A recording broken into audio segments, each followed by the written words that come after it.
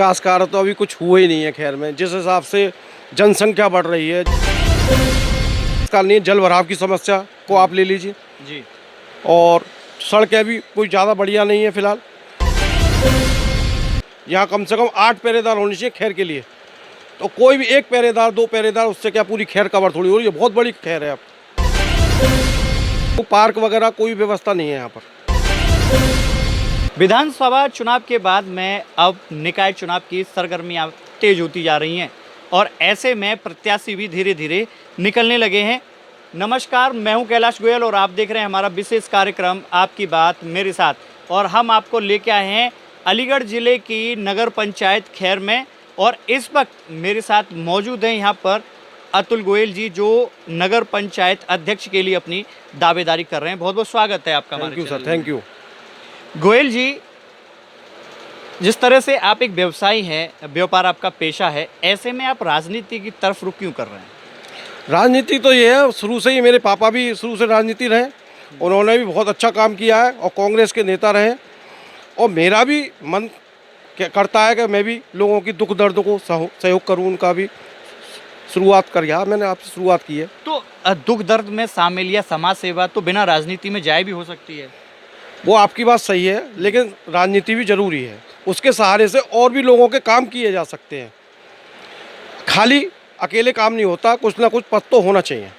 तो इससे मैं लोगों को अवगत कराऊंगा और लोगों का काम कराऊंगा। गोयल साहब, खैर के अंदर अभी ऐसे कौन से विकास कार्य हैं जो आपको लगता है अभी तक नहीं हुए हैं और जो खैर और खैर की जनता के लिए अति आवश्यक है? विकास कार्य तो अभी कुछ हुआ ही नहीं है खैर में। जिस हिसाब से जनसंख्या बढ़ रही है, जिस हिसाब से हाईवे का वो भी आ रहा है और बहुत से काम हो रहे हैं, तो इस हिसाब से तो विकास कार्य नहीं है। जल भराव की समस्या को आप ले लीजिए जी, और सड़कें भी कोई ज़्यादा बढ़िया नहीं है फिलहाल। और जो भी होगा, विकास कार्य तो बहुत चाहिए। अभी यहाँ पहरेदार की व्यवस्था भी नहीं है। यहाँ कम से कम 8 पहरेदार होने चाहिए खैर के लिए, तो कोई भी एक पहरेदार 2 पहरेदार, उससे क्या पूरी खैर कवर थोड़ी हो रही है। बहुत बड़ी खैर है। अब पहरेदार की जरूरत क्यों पड़ रही है? रात के लिए भी चाहिए, अपनी सुरक्षा के लिए भी चाहिए। बहुत सीसी की कैमरे की व्यवस्था भी होनी चाहिए यहाँ पर।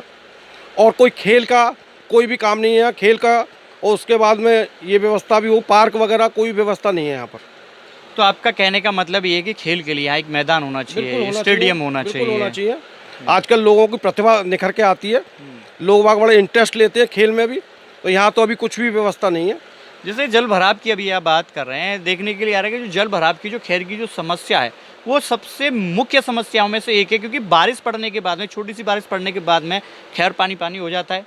अभी तक चेयरमैन आए और गए, लेकिन इस समस्या का निदान आज तक नहीं हुआ है। सबसे पहले मेरी प्रायोरिटी जल भराव की समस्या को होगी।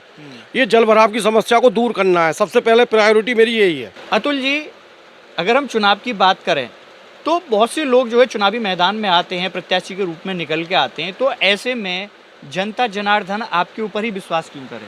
काफ़ी समय से मैं जनता के लिए कोशिश कर रहा हूँ, प्रयास कर रहा हूँ। तो जनता ही चाह रही है कि अब की बार भाई साहब आपका इलेक्शन लड़ो और सेवा करेंगे और लोगों का दिल जीतेंगे। और लोगों ने कहा है कि हम आपके संग पूरी तरह से हर बात से तैयार हैं। तो ये थे हमारे साथ में अतुल गोयल जी। जुड़े रहिए, फिर जल्द मिलते हैं एक नई शख्सियत के साथ। आप देख रहे हैं सक्षम न्यूज इंडिया, सबसे पहले सबसे तेज।